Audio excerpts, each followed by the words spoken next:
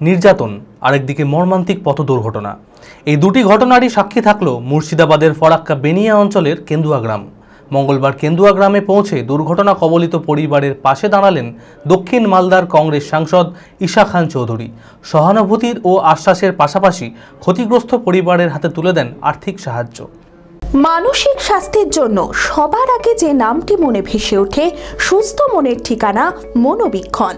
যোগাযোগ নাম্বার 7477799513। 8 জুলাই নির্যাতনের শিকার হন এক বিশেষভাবে সক্ষম তরুণী।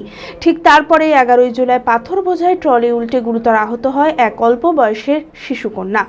এই দুটি মর্মান্তিক ঘটনার সাক্ষী থাকে মুর্শিদাবাদের ফরাক্কা বেনিয়া অঞ্চলের কেন্দুয়া গ্রাম। ঘটনার খবর পেয়ে মঙ্গলবার তড়িঘড়ি কেন্দুয়া গ্রামে পৌঁছে যান দক্ষিণ মালদার কংগ্রেস সাংসদ ঈশা খান চৌধুরী।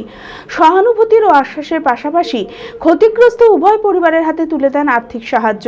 কেন্দুয়া, বাগদাবড়া ও চান্দর রোডের বেহাল রাস্তা ও পরিকাঠামো নিয়ে শীঘ্রই মুর্শিদাবাদ জেলা শাসকের সঙ্গে বৈঠকে বসবেন বলে সাংবাদিকদের মুখোমুখি হয়ে জানান তিনি। পাশাপাশি মানুষের পাশে তিনি সর্বদা থাকবেন বলে জনগণের উদ্দেশ্যে স্পষ্ট বার্তা দেন সাংসদ ঈশা খান চৌধুরী। যে বাচ্চাটা, আপনি যে রাস্তা খারাপ কথা বলছেন, যেটাকে নিয়ে পাবলিক প্রতিবাদ দেখাচ্ছে এমএলএ সাহেবকে, এখানে ওই বাড়ি এসছি কারণ একটা ট্রাক্টর নাকি রাস্তা এত খারাপ যে ট্রাক্টর উল্টে গেছে, বাচ্চার উপরে উল্টে গেছে, সব যে জিনিস ওই যে স্টোন চিপ ছিল সব পড়ে গেছে বাচ্চার উপরে। বাচ্চা তো প্রায় আধ ঘন্টা লেগেছে ওকে খুঁজতে, এমন এত বড়, তবু উপরওয়ালাতে দয়াতে বাচ্চাটা বেঁচে গেছে, খালি ওনার পায়েটা ইনজারি হয়েছে। পরিবারকে আজকে আমরা এসে সহযোগিতা দেওয়ার জন্য। আর এই যে আপনি কথা জিজ্ঞাসা করছেন বারবার যে রাস্তাতে, এটা খুব খারাপ লাগছে যে এখানে 6 কিলোমিটার এত খারাপ রাস্তা আছে।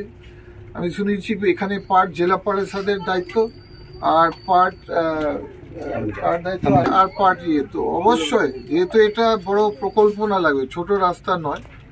আমি তো কিছু এমপি ফান্ড থেকে দিতে পারি, কিন্তু অত বড় জায়গা তো কভার হবে না, যেহেতু আমাকে 9টা অঞ্চল আছে আমাদের ফরাক্কা, সব জায়গায় তো কাজ দিতে হয়। জেলা পরিষদ এখানে আমি শুনলাম টোল খাচ্ছি, এটা ঠিক নয়। জেলা পরিষদকে ইমিডিয়েটলি আমি বলবো, আমি যাচ্ছি ডিএম এর কাছে মুর্শিদাবাদ কালকে, ওইখানে আমি ডিএম সাহেবকে বলবো যে জেলা পরিষদে এখানে রাস্তা একটা প্রকল্প, একটা স্কিম বের করতে হবে।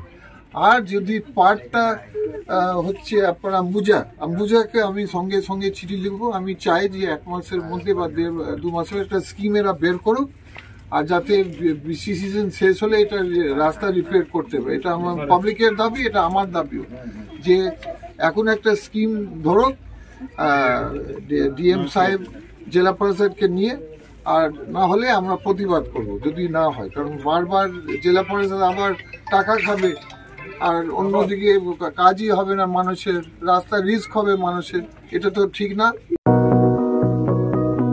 চরক স্কয়ার হসপিটাল সুস্থতার একমাত্র ভরসা।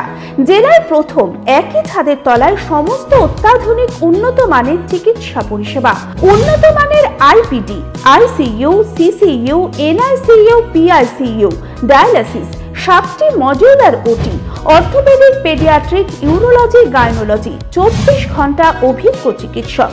এছাড়াও জেলায় প্রথম ক্যাথল্যাব সিমেন্স আর্টিসান এক্স মেশিনের পরিষেবা থাকছে চরক স্কয়ার হসপিটালে। 24 ঘন্টা private blood bank, MRI, CT scan, digital x-ray, cath ল্যাবের পরিষেবা। ওপিডিতে বসছেন বিশিষ্ট চিকিৎসকেরা। রয়েছে স্বাস্থ্যসাথী কার্ডে চিকিৎসার সুব্যবস্থা। চরক স্কয়ার হসপিটাল, 79 পঞ্চানন তলা, চালতিয়া, বহরমপুর, মুর্শিদাবাদ।